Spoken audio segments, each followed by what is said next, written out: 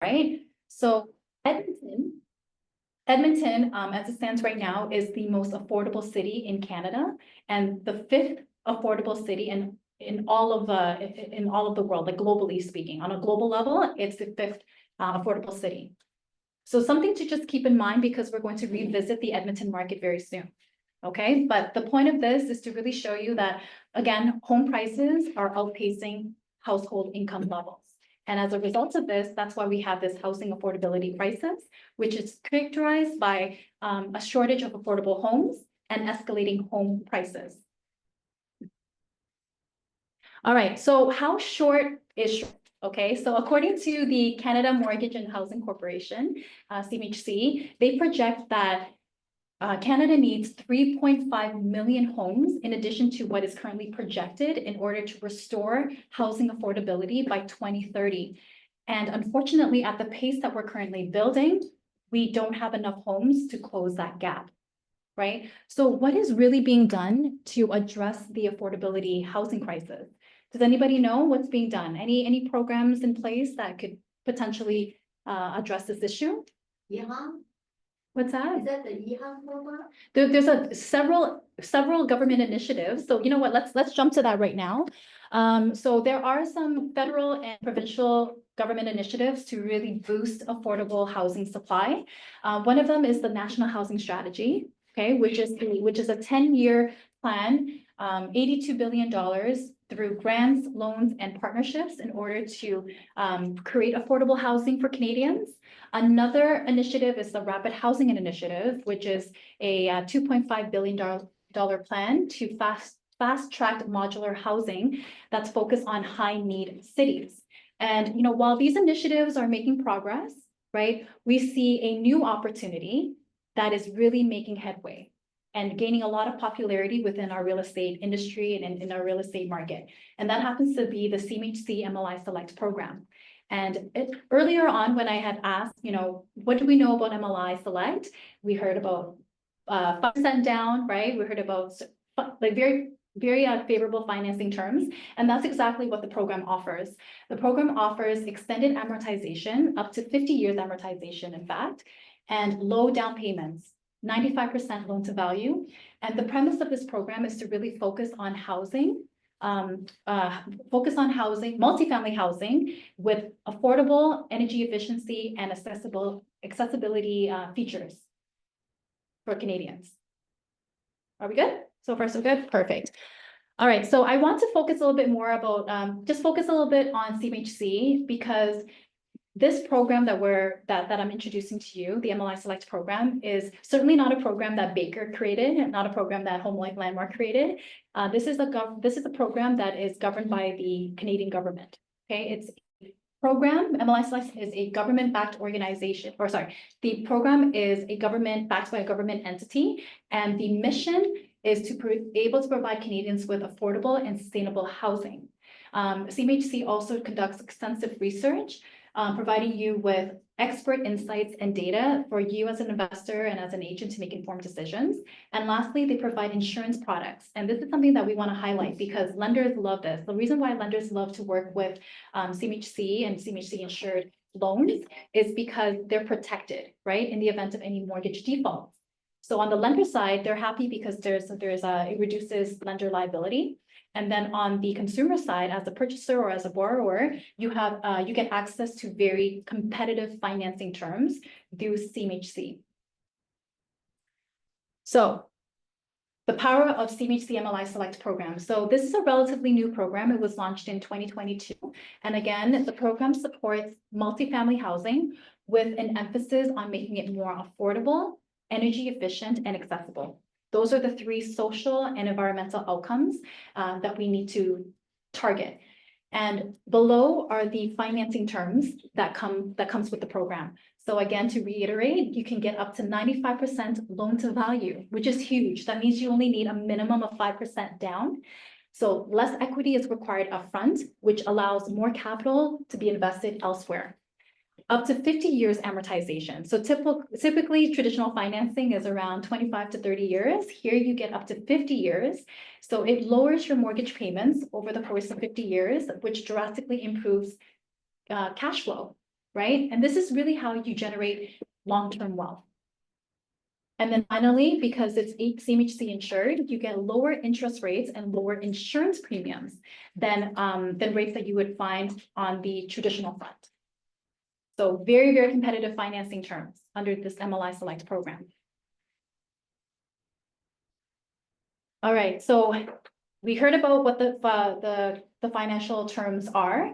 Now we're going to talk about like what projects would be eligible for this, right? Because unfortunately, you can't just go to a lender and say like, hey, give me 95% loan to value and 50 years amortization, because the property has to be eligible for this program.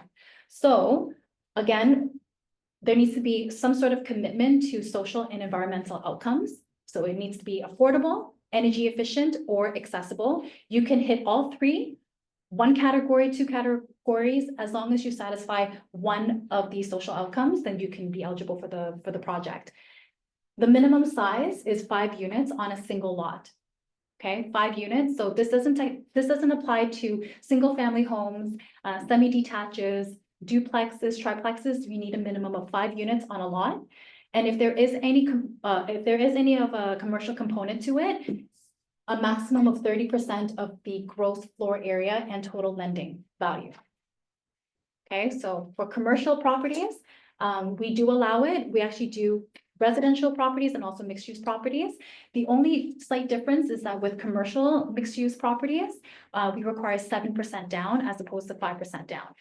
But even then, if you were to ever acquire a commercial property on the with traditional financing, it would be very, very difficult, because you would need at least like 20–30% down, and it would be 25 to 30 years amortization. Here, you're putting 7% down for a commercial property with up to 50 years amortization, right? So you like less capital upfront, but then you can really maximize your returns. And then finally, another requirement is the debt service coverage ratio. We refer to this as a DSCR. And for those who are not familiar, it's a key metric that lenders use to assess if the rental property generates enough income in order to cover its debt. So the DSCR that CMHC requires is 1.1. Okay, so to give you an example, if it was 1, if the debt service coverage ratio was 1, that means you're generating only enough income to cover the debt.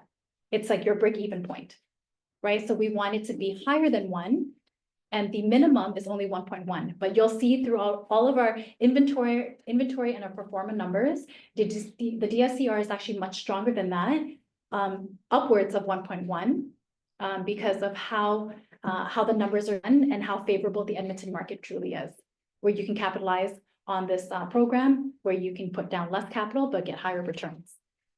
So are we good with this so far? Yes. Assumable. What's that? This mortgages, are they assumable?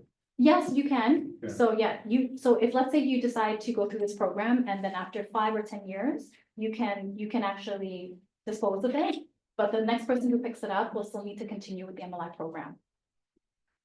I have a question. The rent, the cash flow, is it controlled by the government or is it the market rent you can do? So it's a bit of both, right? Because, and I can explain this later on, because if you, let's say, let me explain that later, because once I show the chart, it will be able, I will be able to answer your question.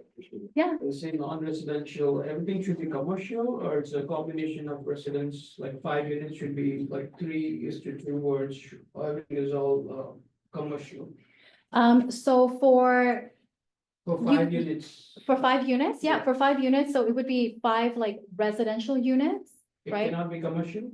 It cannot be commercial, no. Okay. Yeah, the commercial component is separate from this, right? So you can have commercial as long as it doesn't exceed 30% of the GFA. Okay. All right, so how does this program truly work? So again, we need to meet certain benchmarks in 3 key areas: affordability, energy efficiency, and accessibility. And it's based off of a point system. So the more points you score, the better the financing terms. Okay, so the next page will really outline this. So this is the point distribution for new construction. For the purpose of this seminar, and because our developer clients build new construction, we're going to focus on this, but the program does apply to existing and new construction projects. So the point distribution for new construction. So we have affordability, energy efficiency, and accessibility. Under affordability, you can score 50, 70, or 100 points based on the percentage of the building that's contributing to affordable rent. Do you follow me? Right? So for example, if you can score 50 points if 10% of the building has affordable units. And the affordable units need to be at 30% of the median renter income. This chart below here is something that we pulled from CMHC. Okay, this is all information that you can get publicly. And so we've listed out all the various cities. Edmonton is highlighted because we deem Edmonton to be one of the best performing markets for this program. And in Edmonton, the median renter income is 66,600, which is quite unique because it's quite like it's on par with Vancouver. You see that, right? So Edmonton actually has a very high renter income, and it's actually, Toronto is actually less than Edmonton. But the premise of showing you this is to show you what the rent threshold is. So when we say affordable rent, right, affordable units, those units cannot exceed this threshold. So in Edmonton, the affordable rental threshold is 1665 per month. So far, so good, right? So if we do have affordable units in the building, they cannot exceed 1665 per month. And it could be anything. It could be any bed size. It could be a studio, 1 bedroom, 2 bedroom, as long as it doesn't go over that threshold, we're good to go. So to score 50 points, 10% of the building must have affordable units that for rent.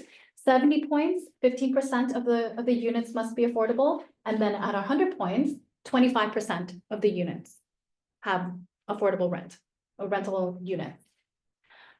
Under energy efficiency, you can also score points from 20 to 50 points, depending on how much you exceed the building energy code or building national code. But sorry, to meet or exceed the national energy code or national building code. Same with accessibility, you can score 20 to 30 points. And what we found was that under this program, you can actually score all of your points, all 100 points under the affordability criteria. And that's the max number of points that you can score. Even if you score, let's say 150 points by combining affordability, energy efficiency, and accessibility, the max is at 100. Okay, and at 100, you get the most enhanced, most favorable financing terms. And that's what a lot of our developers are doing. They're trying to score the maximum amount so that your clients, your investors will be able to capitalize on these terms. Do we understand how this works now? Yes? Okay. So basically, if I'm a building owner and I should not score the high points as the first category. Because I do not like 25% of my unit is going to be the affordable housing unit, right? So I say that again, Tony. So I want to go to my unit, go to 50 points, meaning only 10% of my unit needed to be the affordable rent level. Other unit I can charge the market rent, right? Yes. Then other units you can charge market rent. That's so right. In that case, in order for me to qualify, I needed to score 50 points as the first affordability. Then second category, I needed to score maybe 25, 35. So you can score all of your points Mhm. under one category. So yes, but you know, what the nice thing about new construction is that because it's new, we already follow certain energy code guidelines and energy building guidelines. So we can actually score points in energy efficiency, but a lot of our points we can score under affordability. So it's really an advantage for developers because you can just have 100 points, score 100 points and have 25% of your building all affordable without having to touch energy efficiency or accessibility. So that was my question. If I 1/4 of my unit is of affordable housing, how can I make money in the future? No, the next question is, how many points do you have to meet? 100. So you can meet, so our developer clients are Right. scoring 100 points. Because with let me go to the next page. The next page might help a little bit more. So So in order to make money, that's why we are looking at certain markets where this program would apply and would give you the maximum return, right? And Edmonton happens to be that, but we also have inventory in Toronto as well. It's just like we have to play around with the numbers a bit to make it favorable. So for example, in Toronto, instead of 5% down, we might require 10% down instead, so that we can meet the DSCR requirements. Question. I have a question. So this is basically the builder, when they construction the building, there's few of the unit they rented out affordability level. Then if you rent it out more percentage, the builder can borrow cheaper money from the bank. So the rest of the rents, they have to pay more, basically. Yeah, so we can use, like, how about we use a 10 The unit? builder have to make money. So that's money is the builder charge to snap category the unit, the percentage unit. The rest of the renter, they have to pay more. Builder has to charge more. Right? Not the builder, but you as an owner, because you're buying the property, right? So you own this multifamily property. So if we score 100 points under affordability, and let's say you have a 10 unit apartment, right? 10 unit apartment, 25% of that would need to be affordable. So that's about like three units, right? 2.5. So let's say 3 units have to be affordable. Those 3 units, if we're buying in Edmonton, cannot be more than 1665 per month, right? But the other 7 units can be at market rent. Actually, no, I'm gonna go back again. The reason why this is so attractive in Edmonton is because the market rent and the affordable rent threshold, they're very similar. Very similar. For example, like 1 bedroom is around $1,400 per month, right? 2 bedroom is around $1,800 per month. So it works in Edmonton because your market rent and your rent threshold is almost the same. In Toronto, it's a little different, right? Because in Toronto, the rent threshold is $1,400. $1,400 would be like, you know, a studio. You won't, it would be very, you would be very $1,400, right? You would be essentially losing money at that point because you're not charging market rent. So basically, that's like in the future that in Toronto or Edmonton should be fine, that you more chance to make more money. But in Toronto, in the future, the rent price will be go up more than that. Right. So So investor may be investing for that. yeah, so that's why we're looking at Edmonton. It can work in Toronto. You just have to be very, you have to be able to really work with the numbers and the design, right? So if you're gonna have an MLI product in Toronto, perhaps the unit that is affordable would be a studio, for instance, right? So that's how that works. How long you're supposed to provide this affordable housing? As long as you use the program? So for the program, it is a 10-year, if you do the affordability, it is a 10-year affordability commitment, right? So you would have it for 10 years. So even if, let's say you kept it for 5 years and you want to refinance, or if you want to sell it, dispose of it, the next buyer would have to qualify under the MLI program to continue the commitment. Oh, so it's only 10 years. Yeah, 10 years, it could actually go up to 20 years as well, because you can actually score an additional 30 points if you commit for 20 years. So there's many ways that a developer could score points in order to get the maximum, the most competitive financing terms. Yes, Can one of the units be primary residence? this is, no, because this is considered commercial financing, right? So it wouldn't be considered a primary residence. Yeah, yes. Have they adjusted the rent chart since they launched the program? So this is the most updated chart, but they do update this chart through CMHC. I believe they do it on a yearly basis. My concern is, traditionally people go to the commercial banks, get the loan for multi-families. What if the government cancel this program? And then I'm the investor, I only have 5% down. You cancel the program, next government, I don't know, liberal, conservative, they don't buy into this. What are you guys gonna do if? Yeah, that's a valid Traditionally, question. for TD, you can go to BMO, they go CIBC, but then you with government and they cancel it, then. Yes, there is a chance. Yeah, there is a chance that this program could change. Sorry, what was that? That risk is always there. What's that? That risk is always there. The risk is always there. Oh, yeah. You know what? Yeah. That's a perfect answer because it really depends on your, risk tolerance and your risk appetite. The program could change, right? It does undergo several like policy changes as the program evolves.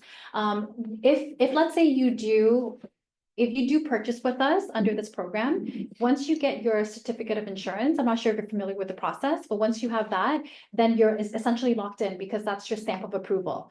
But if you don't have that, like prior to that, if you don't have that, then it would be a bit challenging if they do, let's say, worst case scenario, cancel this program altogether, right? Because then you would be, it's a binding deal at that point, and you might have to go the traditional route in order to follow through with it. Mhm. So for the 20 years of commitment or 10 years of commitment. But your program is amortizing is 50 years, right? Yes, As long as your mortgage start, as long as what, sorry? as long as you have started the program, Yeah. you pay the down payment, you close the transaction with a 50 years mortgage amortization, so your program start. Yeah. You have no worry about the government cancel policy or not. Oh, yes, exactly. But Right. at that point, you would have had your certificate of insurance. So it's already yours. It's in your possession. Yeah, it's in your possession. Okay, so again, just to reiterate, under the affordability criteria, we have 3 tiers. And each tier will signify like how much of the building needs to be affordable and how many points you score. And then this table here just really outlines that no matter how many points you score, under affordability, you will get the maximum loan to value. So it's all 95%. And then it's the amortization that scales a little bit. So with 100 points, you get 50 years. Anything less than 100 points, it would be 40 years if you score 50 points and 45 years if you score 70 points. Now, another reason why a lot of our developer clients are trying to score 100 points is because you also get lower insurance premiums and lower interest rates, right? So for example, at 100 points, the insurance premium is at 2.8% as opposed to it being at 4%, 3.55%. In terms of security, with 100 points, you do get limited recourse, where personal guarantees are minimized or eliminated depending on your financial strength, right? So this really reduces personal liability. So we'd like to score 100 points so that your clients have access to these terms. Yes. So, I think my main question is, like, scoring point is easy because you just allocate the units, right? How can we sort of sell the rest of the 75% at market rent? With your neighbors in a low income or unaffordable, like people living close to you, so like how are you guys, because for you guys, right, you're developing it, you sell to somebody, an investor. Yeah, you can package it with some allocation of 25%, it's easy, anybody can do it, right?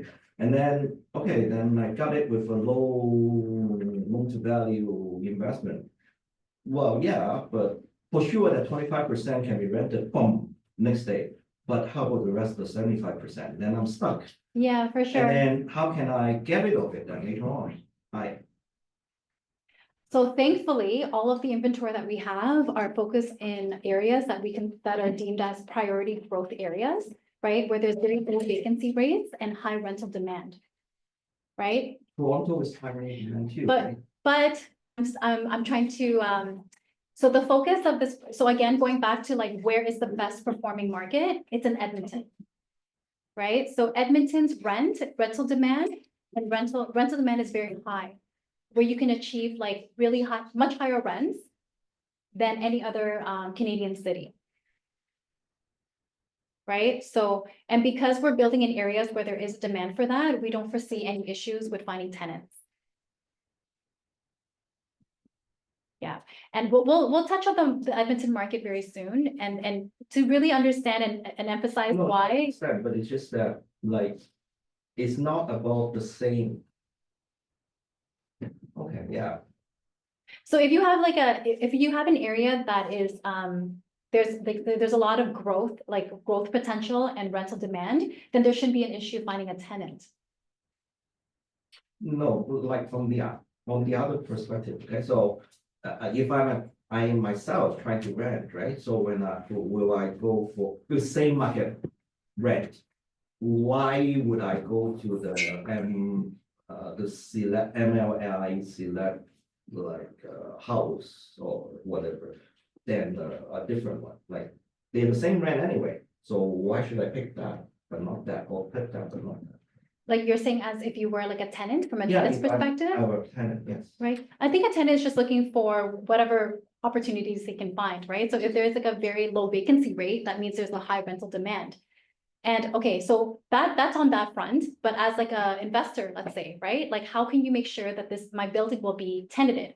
Mhm. So we have a huge incentive, and that's I'll get to at the very end. And I think that's gonna really change your mind because we're offering turnkey delivery. Okay, so just hold on to that thought because I think that will clarify your question. Yeah, okay. So, all right, so we talked about how to qualify, what properties qualify for this program, how the program works, and now there's a personal component to this MLI Select program, and that's the borrower requirements. So in order to qualify for this program, we look at your net worth, or CMHC looks at your net worth. We're very different from traditional financing where they would look at your income and your credit, right? For this, because it's commercial financing, the lenders will look at your net worth and it must be equal to 25% of the loan value with a minimum of 100,000. So it does say 25% of the loan value, but we like to be a bit more conservative. We take 25% of the purchase price instead to show the lender. In terms of liquidity, this is recommended and something that we want to show the lenders as well, that you have financial strength, you have 10% liquidity set aside for anything and anything that could be unforeseen that comes up, such as like vacancy, like low vacancies. And then third, your experience. So we are selling multifamily properties. You know, the average investor may not have a lot of experience in this area. So CMHC would like to see at least 5 years of experience managing this. But if you do not have experience, that's fine because they also allow third-party management contracts in place. And our developers have in-house rental property management services. So that certainly fulfills that criteria for ease of qualifying. Okay, so those are the 3: net worth, liquidity, and experience. This is taken care of. This is what you would need to vet through with your clients, with your investor clients. And in order to calculate your net worth, very simple, it's your assets minus your liabilities. All right, okay, so how can we really leverage this program? I wanted to put together kind of like a side-by-side of what it looks like to go under traditional residential financing and then under the CMHC MLI Select commercial financing. So let's say hypothetically, for example, you want to purchase a condo that is 750,000, right? Traditionally, it would be around 25 to 30 years amortization at 80% loan to value, which means you would need to put down 20%. 20% of 750,000 is 150,000, right? And it's traditional financing, so the lender will look at your personal income to see if you do qualify or not. Now, what if I said for the same amount of down payment, you can purchase a multifamily property for 3 million? So you actually effectively increase your purchasing power through this program. Do you follow me? Do you see what I'm trying to say? So the same amount of down payment, you can get a $3 million multifamily property at 50 years amortization and 95% loan to value, which means you only need to put down 5%. And the criteria for this is based on your net worth. So, and you can use the same net worth to buy more than one property as well. That's totally fine. So this is a Sorry, way. what do you mean? You can have 5 of those? Sure. The same net worth? Sure. Okay. Yes, you can. Yes, you can. So this is a really great way to kind of like leverage this program because there's very little capital that's required, but very high returns, right? Which you will see once we look through our pro forma numbers and what inventory we have. All right, so the MLI Select program is available nationwide across Canada. But we understand that not all areas perform the same way. So like I mentioned earlier, we have deemed Edmonton to be the best performing market to be able to capitalize on this program. So let's talk about Edmonton a little bit more. And I know when we think of Edmonton, because you know we live in Ontario, right? Edmonton is in Alberta. It might sound very distant and very foreign, but when you really understand like the market fundamentals and the key real estate metrics, you will quickly understand why Edmonton is an ideal investment location. Is anyone here familiar with Edmonton at all? What do we know about Alberta? Anything? Lots of snow. Lots of snow, yeah. I used to live in, Calgary. In Calgary, okay. So Calgary is getting a little bit saturated at the moment though. So that's why we wanted to tap into the Edmonton market, right? Okay, so let's look at Edmonton, and there's a multitude of reasons why Edmonton is a very ideal investment location. It does have very stable economic growth, right? Growing population, it's affordable, high rental demand, and a thriving business hub, right? So in terms of numbers at a glance, population growth, we're currently sitting at 1.59 million, and it's projected that by 2041, it's going to be over 2 million. And we're seeing about a 12.6% increase in population in the last 5 years. So very strong population growth and very young demographic. A lot of younger individuals, young families, young professionals are locating or like putting their, you know, their roots in Edmonton. And this is really fueling demand for housing and rental units as more younger individuals look for accommodation. Low tax rates. Alberta has one of the lowest tax rates in Canada at 8%. So it's like a true magnet for businesses to relocate to Edmonton. There's no provincial sales tax, only GST, goods and services tax at 5%. So very, very favorable for businesses and consumers. In terms of city ranking, it's the 5th largest in Canada and 5th largest economy in Canada that's driven by energy, tech, and infrastructure investments. The government is pumping a lot of money into its infrastructure in the billions of dollars. We're expecting 10.4 billion planned for city infrastructure projects. Of that amount, 31 million is for transportation upgrades. So transit, an LRT is going to be planned in Pine Valley. And then in terms of the home prices, the average home price is sitting at around 435,000 in December 2024.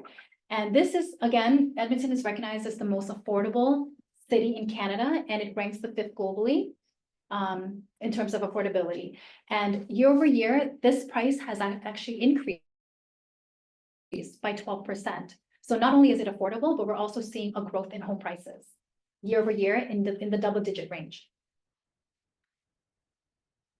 Okay, so this is no secret. Alberta is very much known for its energy sector.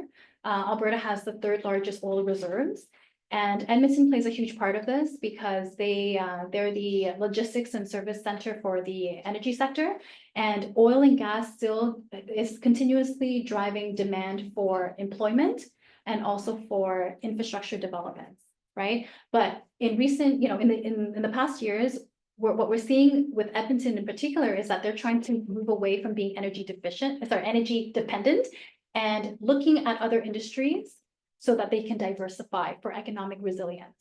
So the other industries that they're tapping into are now technology and innovation, manufacturing, logistics, and healthcare. And we're seeing a relocation and expansion of many, many corporations in Edmonton. I actually wanted to touch base a little bit more on the tech sector. A very increasing statistic is that Edmonton is recognized as one of the fastest growing tech ecosystems in North America. They have seen an impressive 53.3% increase in tech employment over a 5-year span. And this was a study that was done by CBRE across 50 cities.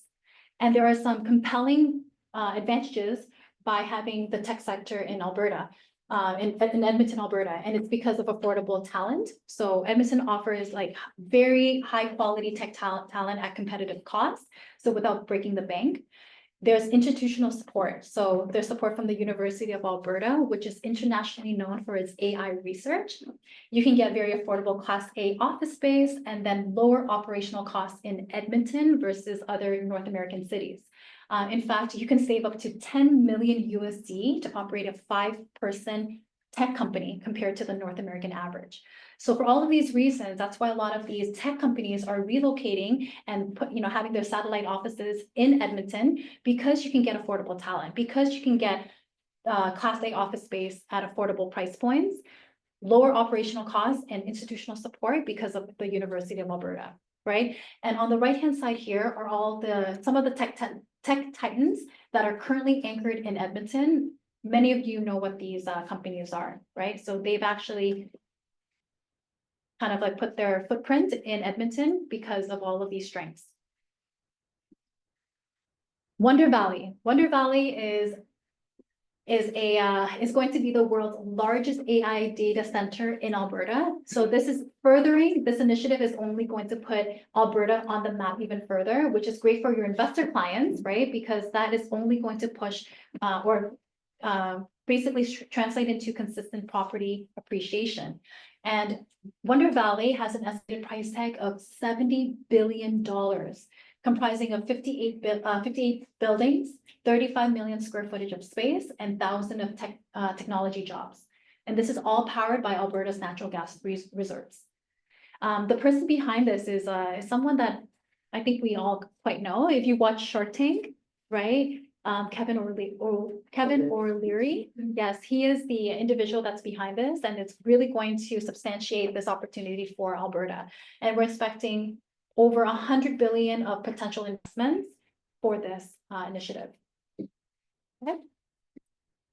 All right, and now let's touch on the Edmonton real estate market really quickly. So again, rising home prices, we're seeing double-digit year-over-year home prices, or year-over-year increase in home prices for low rise, and then strong rental growth rates for Alberta as well, or for Edmonton as well, double-digit year-over-year average rent increases. And in fact, Edmonton's rent inflation surged 17.1% annually, and is surpassing Calgary and the national average of 5.9%. Your port isn't plugged in correctly because Yeah. it's low battery. No bad. Oh, Before it shuts down. can you help me with that? No, that's right. Uh-oh. There's a plug right here, Scott. I can plug it here. Yes. Yeah, okay, thank you. Thank you so much. Okay, and then again, very low vacancy, 2.4% for purpose-built rentals. Okay, so that's the current market update in Edmonton, which is very, very different from Toronto, very different from what we're seeing, right? In Toronto, we're actually seeing like negative numbers. In Edmonton, you're seeing double-digit year-over-year increases across home prices and rents. And because of Alberta's strong economic growth, CMHC is projecting more supply is needed for Alberta. And just to really strengthen the fact that Edmonton is a strong and steady location for investments. This is just some data that we've collected from the Realtors Association of Edmonton, right? To just show again that Edmonton is performing exceptionally well, and that there are no signs of it slowing down, and 2025 being still a very dynamic year for Edmonton. All right, so let's talk about Alberta a little bit as a whole, as a province. You can get massive real estate savings by purchasing real estate in Alberta. Why? Because there are no land transfer taxes, okay? No development levies. So already that in itself, very little capital upfront when you're purchasing in Alberta, right? Lower property taxes, lower operating expenses, and fewer barriers to entry for development. So a lot of times when I talk about like the inventory that we have in Edmonton and like how soon they're going to get completed, a lot of purchasers get really taken aback because they're like, how can you build this quickly? Because in Alberta, there's less red tape, right? So submitting your applications, permits, everything, it happens very, very quickly. So developers can meet their target construction timelines. The developers can deliver much faster, which means higher returns for you as an investor client, right? So again, very low capital, low operating costs, which means higher returns and higher net income purchasing in Alberta. And Alberta is very, very landlord friendly, very landlord friendly. In fact, there is no rent control, so you can increase the rent based on market conditions. Faster eviction process. Okay. In Toronto, how long does it take to evict a tenant?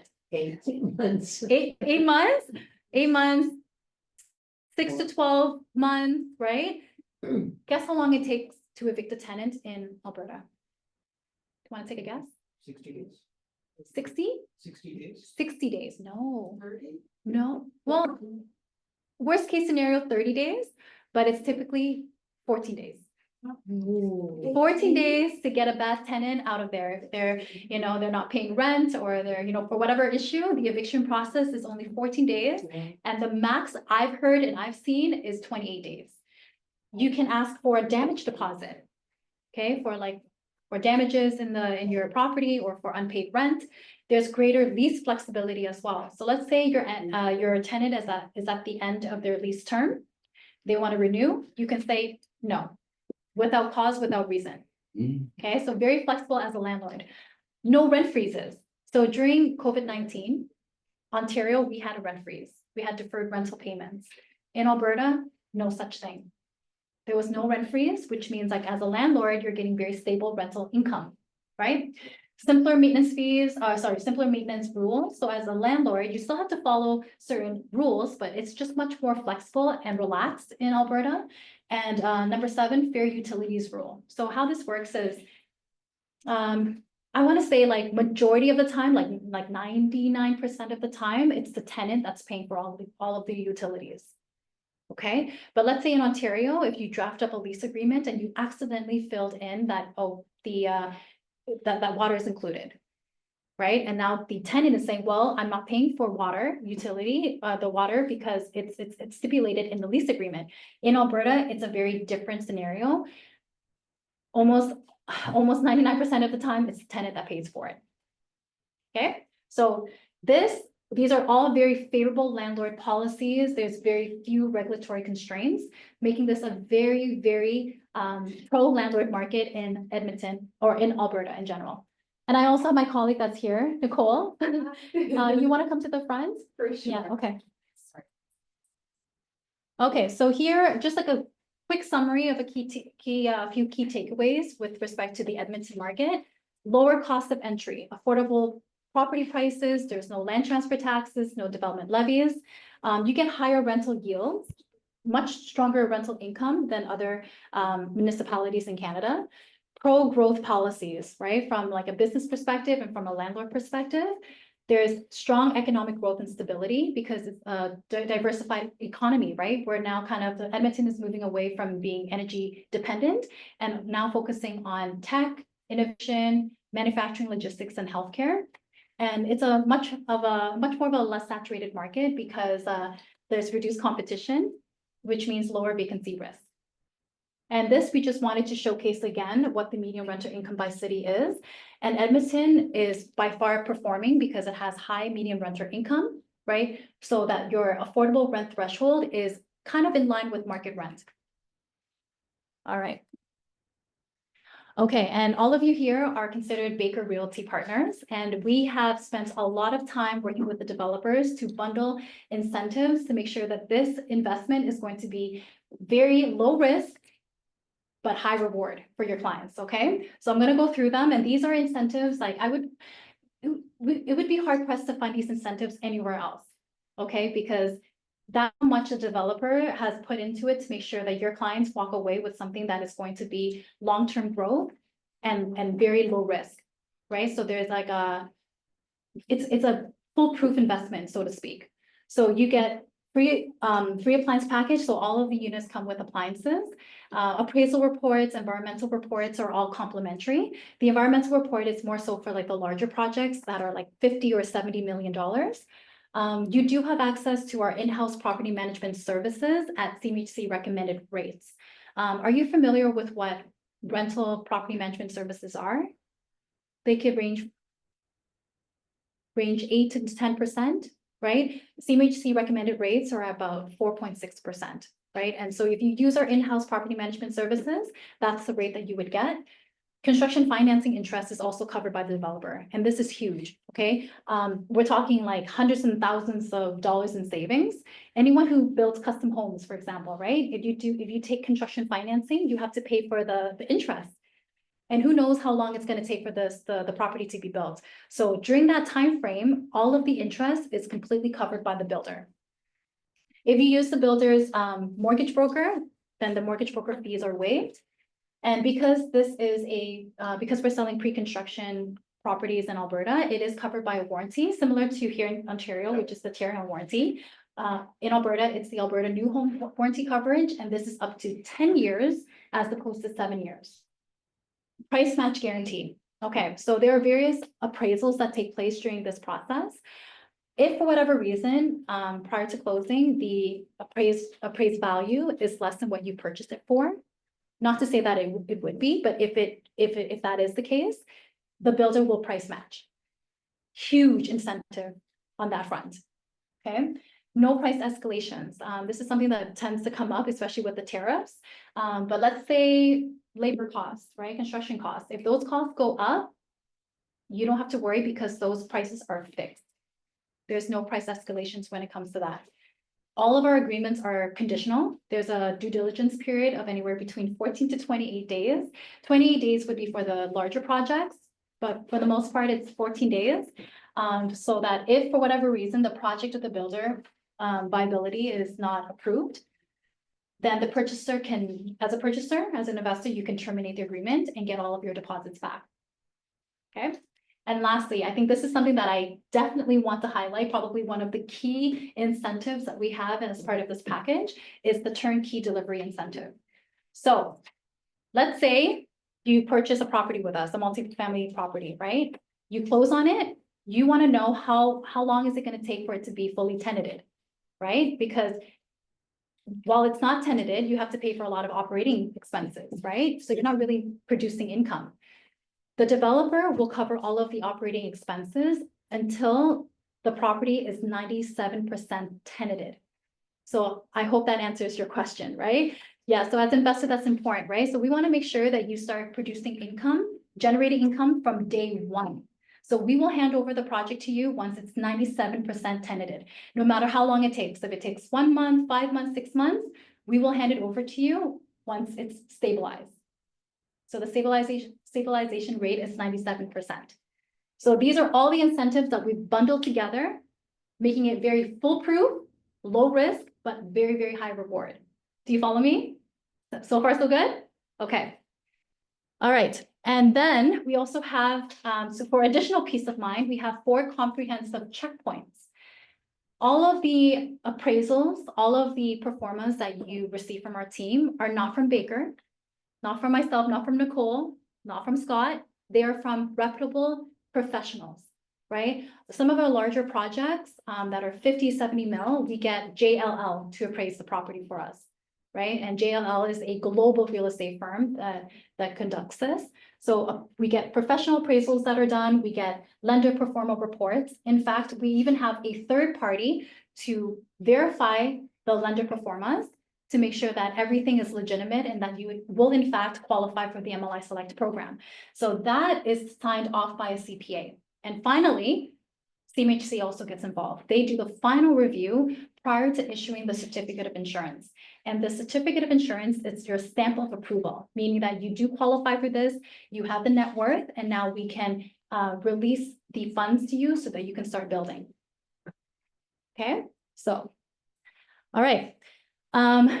We've done exceptionally well with the MLI Select program. In fact, I have to update this number here. I think we're now 90 million sold in less than a month.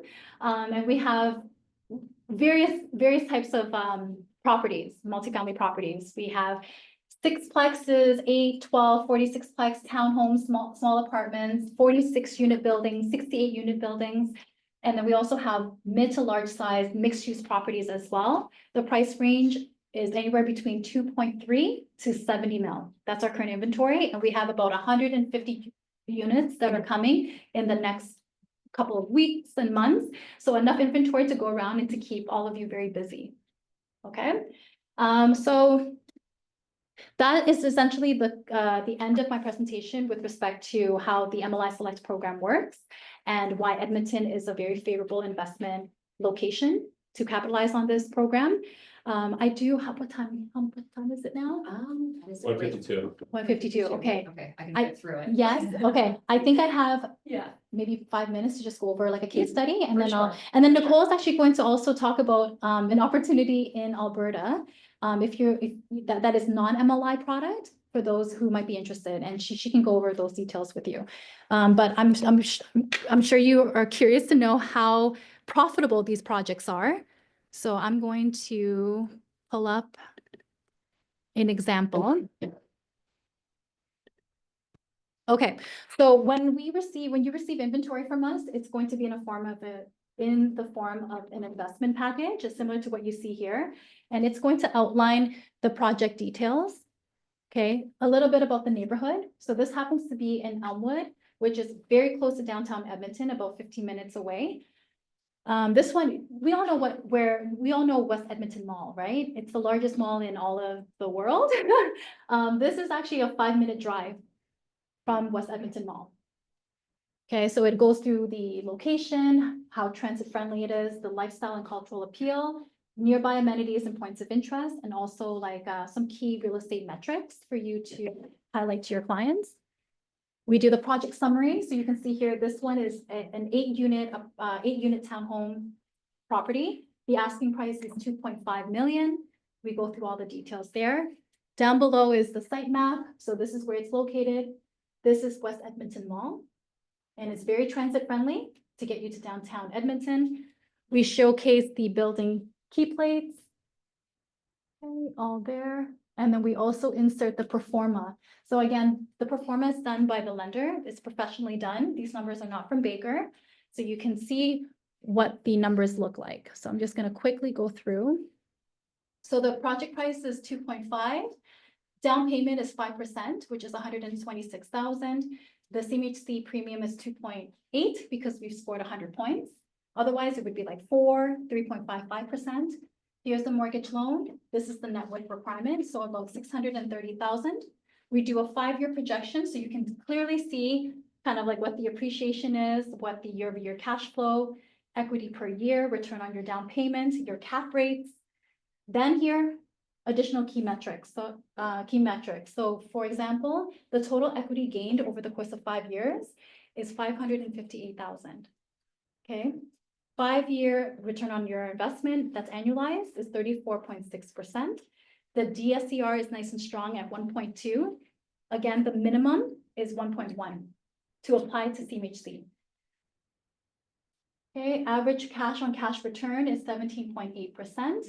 And then we also get into the operating expense and operating income ratios as well to see how strong the rental properties are performing. And all of our performance, we do calculate it on 3 different risk assessments. So we do it based on bear, base, and bull as well. Okay, our numbers are based on the current base risk analysis. So you can see that these are all cash flowing properties. All of our inventory are cash flowing with very nice DSCRs. Again, DSCR is how well the property generates income to cover your debt obligation. And they're all north of 1.1. Okay, so that is essentially, oh, you know what, one more thing. Let's go through the next steps and then I'll hand it over to Nicole. So for example, let's say you meet with your client, you pitch the MLI program, you talk about Edmonton, and they like the investment that you're offering, the multi-family property. The next step is to submit a worksheet with 2 pieces of photo ID. If you are purchasing under corporation, we will need corporation documentation as well. Once we receive the worksheet, the commercial team will go through it to make sure that you do qualify for the program because we need to see if you do have the net worth requirements. If it's accepted, then we will require the initial deposit, which is 2.5% of the purchase price. Then we enter into the due diligence period. And for this property, it's 14 days. And during this time frame is when we introduce you to our CMHC preferred lender. Okay, so you'll connect with a lender. They're going to go through their due diligence and verify your net worth requirements as well. If everything is good, it becomes a firm deal, conditional upon the certificate of insurance. Again, we need the certificate of insurance, which is like a stamp of approval, in order to secure the lender. Okay, once you have that certificate of approval or certificate of insurance, you can go to your lender. Hopefully you go back to our CMHC preferred lender so that we can secure financing for you. So far, so good. Okay, and this process, the CMHC application process, is roughly 3 months time, again, depending on the scale of the project. You get your certificate of insurance, you secure your lender, and that's when construction commences until it's completed. And every project will also indicate the completion date for the property. And you'll notice that all of our Edmonton inventory, it's relatively quick relatively quick in comparison to properties that you would find in Toronto, for example, or in the greater Toronto area. Okay, any questions about the process? But I want to ask about the 25% versus the 75. Are they same build, like same material, same like you build the same way or? So our Maybe take this inventory? Yeah, no. Maybe take this example, right? This is Yes. 8 units, right? Yes, So are the 8 units are the same, like everything the same inside, or they are different? Like because 25% needs to be like low rent, right? Affordable rent, right? So would it be different than the 75% of the building? so every project is slightly different and the product mix is different. Is that what you're asking, right? The product mix is different. So for this one, for example, this comprises of 4 3-bedrooms, 2 2-bedrooms, and then 2 1-bedrooms. Yeah. So then for this particular property, we have deemed the 1-bedrooms as being affordable. If you look at the pro forma numbers. Yeah, right here. So 2 1-bedrooms will be affordable rental units. And then the rest will be at market rent. And every property is slightly different, right? Depending on like the lot size and whatnot. All right, so that essentially concludes my presentation. Yes. All right, are we licensed to sell that? Yeah, Is I was this a gonna ask question? something similar. Are we what, sorry? Are we Licensed to licensed to sell there? Is Ontario license, does it permit us to? Yeah, so the way we're doing it is through a referral program. Okay. Yeah, so that will resolve that issue. Yes, you had, No, I have the same question? Perfect. Yeah. We also answered a lot of questions along the way, so I think that's why we're able to, okay, perfect. So unfortunately, I have to take off, but I'll let Nicole take it from here. Do you want to connect your computer? Yes, I don't have a Mac though, is that gonna be? That's fine. Should be an issue? Okay. I will send it to Scott. I'll send the presentation to Scott and then he can share it with you. You're able to share the. Yeah, I'll share the slides because I'm sure you'll need that to share with your client, Yeah. right? It's soft copy.